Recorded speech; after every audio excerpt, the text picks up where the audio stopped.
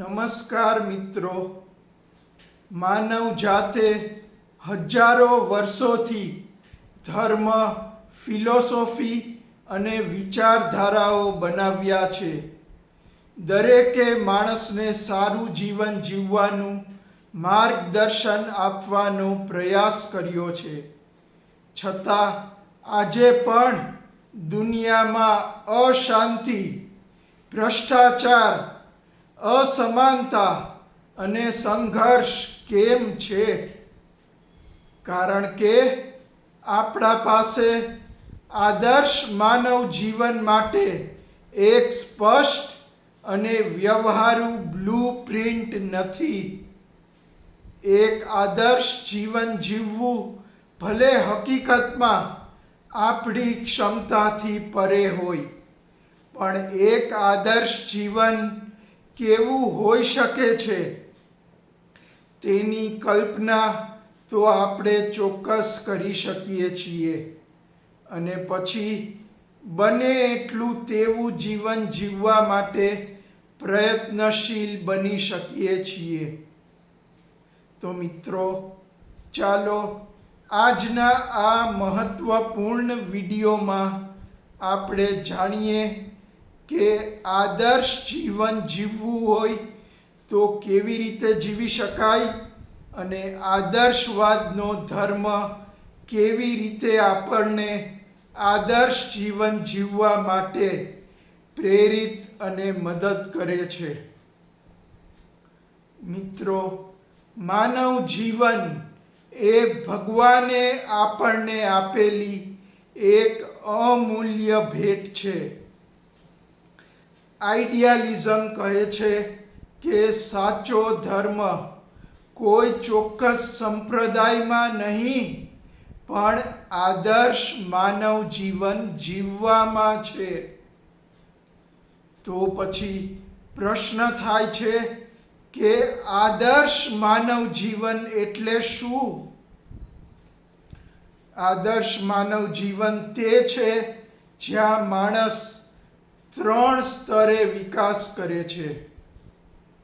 પ્રથમ, આંતરિક સ્તર, જ્યાં માણસ પોતાના મનને સમજે, અહંકાર અને લાલચ પર નિયંત્રણ કરે અને સત્ય, કરુણા અને પ્રામાણિકતાને જીવનનો આધાર બનાવે. બીજું, સામાજિક સ્તર, જ્યાં માણસ પોતાના ફાયદા માટે નહીં, પણ સમાજના કલ્યાણ માટે વિચાર કરે, જ્યાં સ્પર્ધા કરતાં સહકાર વધુ મહત્વનો બને. અને ત્રીજું, વૈશ્વિક સ્તર, જ્યાં માણસ પોતાને માત્ર એક દેશ કે સમુદાયનો સભ્ય નહીં, પણ સમગ્ર માનવજાતનો ભાગ માને. પરંતુ માત્ર આદર્શોની વાત કરવી પૂરતી નથી. દુનિયાને જરૂર છે એક વ્યવસ્થિત માર્ગદર્શનની, એક એવા બ્લુપ્રિન્ટની જે બતાવે કે વ્યક્તિ કેવી રીતે વિકસે, સમાજ કેવી રીતે સુમેળભર્યો બને, અને વિશ્વ કેવી રીતે શાંતિપૂર્ણ બને. આઈડિયાલિઝમ એ જ મિસિંગ બ્લુપ્રિન્ટ પ્રદાન કરવાનો પ્રયાસ છે. આ બ્લુપ્રિન્ટ માત્ર પ્રાર્થના કે ઉપદેશ પર આધારિત નથી. તે જ્ઞાન, સમજ, ચરિત્ર અને જવાબદારી પર આધારિત છે. આ બ્લુપ્રિન્ટ જાણ્યા પહેલા આપણે એ સમજીએ કે એક આદર્શ માનવ જીવન જીવવા માટે આમ તો કોઈ પણ માણસને જીવનમાં ઘણા બધા મુખ્ય ધ્યેય હોઈ શકે છે, પણ આ માનવ જીવનમાં આપણું સૌથી મુખ્ય ધ્યેય છે આપણું જીવન બને એટલી સારી અને સાચી રીતે જીવીને તેને યથાર્થ ઠેરવવું. અને માનવ જીવનનું આપણું સૌથી ઉચ્ચ અને અંતિમ ધ્યેય છે ધર્મ આરાધના કરીને આ જીવનના અંત પછી મોક્ષની પ્રાપ્તિ કરવી. માટે મિત્રો, જો આપણે એક આદર્શ જીવન જીવવું હોય તો તે એવું હોવું જોઈએ કે જે આ બંને ધ્યેયને સાકાર કરતું હોય. આપણું જીવન બને એટલી સારી રીતે જીવવા માટે આપણે આપણા જીવનમાં આદર્શવાદનો ધર્મ શીખવે છે એમ માનવ જીવનના મુખ્ય નૈતિક માનવ મૂલ્યોને અપનાવવા જોઈએ અને આપણા જીવનમાં તેમનો અમલ કરવો જોઈએ. આ મુખ્ય નૈતિક માનવ મૂલ્યોમાં આવે છે સત્ય, અહિંસા, પ્રેમ, એકતા, ભાઈચારો, દયા, કરુણા, સંવેદનશીલતા, ક્ષમા, નિસ્વાર્થતા, પરોપકાર, સેવા, સંયમ, આધ્યાત્મિકતા, ધાર્મિકતા અને વૈરાગ્ય. જો આપણે માનવ જીવનના આ બધા મુખ્ય નૈતિક માનવ મૂલ્યોને આપણા જીવનમાં અપનાવીએ અને આપણા જીવનમાં તેનો અમલ કરીએ તો આપણે ચોક્કસ એક સારું અને નૈતિક માનવ મૂલ્યોની દ્રષ્ટિએ આદર્શ જીવન જીવી શકીએ છીએ. આપણું જીવન બને એટલી સાચી રીતે જીવવા માટે આપણે આપણું જીવન એક આદર્શ જીવન પદ્ધતિ પ્રમાણે જીવવું જોઈએ.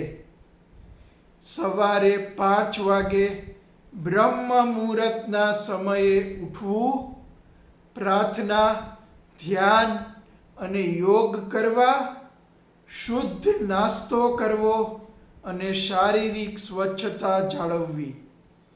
પછી સવારે 9 વાગ્યાથી સાંજે 6 વાગ્યા સુધી એકાગ્રતા અને પ્રામાણિકતા સાથે મૂલ્ય આધારિત કાર્ય કરવું.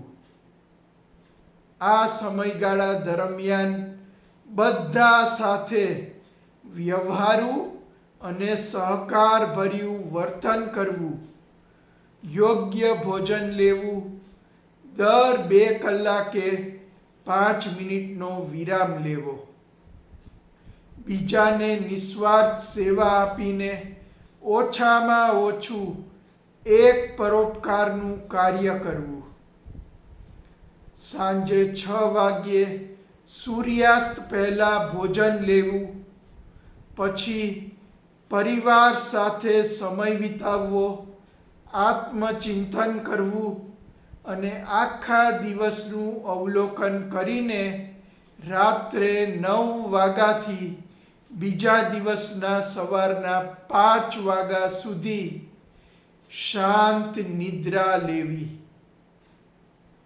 જો આપણે આ રીતે એક આદર્શ જીવન પદ્ધતિ પાડીને આપણું જીવન જીવીએ તો આપણે ચોક્કસ બને એટલી સાચી રીતે પણ આપણું જીવન જીવી શકીએ.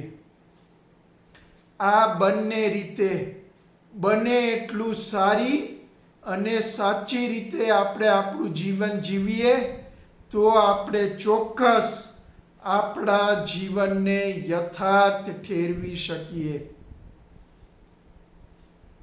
આ ઉપરાંત આપણો જીવનનો સૌથી ઉચ્ચ અને અંતિમ ધ્યેય મેળવવા માટે આપણે આપણા જીવનમાં બને એટલો સમય કાઢીને ધર્મ આરાધના કરવી જોઈએ.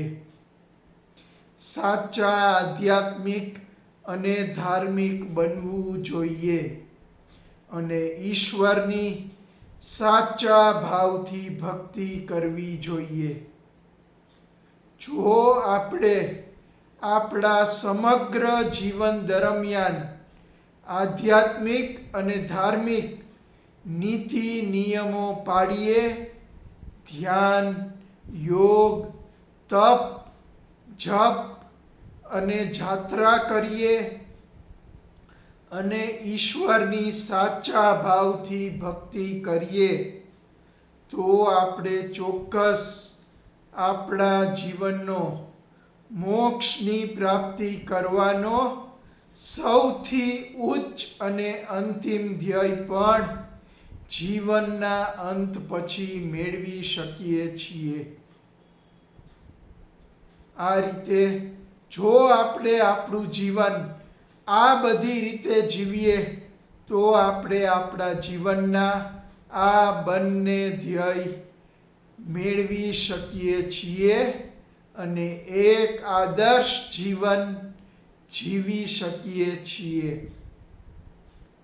જ્યારે કોઈ પણ માણસ આ રીતે પોતાનું જીવન આદર્શ રીતે જીવવા લાગે છે, ત્યારે તેના ઉદાહરણ ઉપરથી તેનો પરિવાર બદલવા લાગે છે. તેના પરિવારના ઉદાહરણથી સમાજ પોતે બદલવા લાગે છે. અને જ્યારે લાખો લોકો આ રીતે જીવવા લાગે છે, ત્યારે એક નવી સંસ્કૃતિ જન્મ લે છે. એવી સંસ્કૃતિ જ્યાં માણસ માટે ખતરો નહીં પણ આશા બને.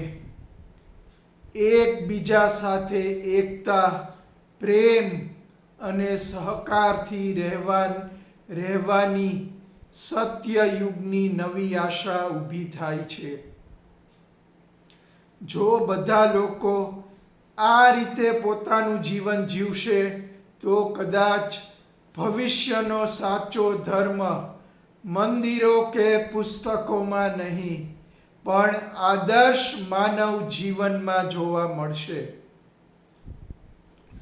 મિત્રો, જો તમને આ બધા વિચારો ગમ્યા હોય, તો આજથી જ તેનો તમારા જીવનમાં અમલ કરો અને આ વિડીયોને લાઈક અને શેર કરો. હવે ફરી મળીશું આઈડિયાલિઝમના નવા આદર્શ માનવ ધર્મ સંગે આદર્શ માનવ જીવન જીવવાના એક નવા પ્રયાસ સાથે. ત્યાં સુધી અલવિદા. નમસ્કાર.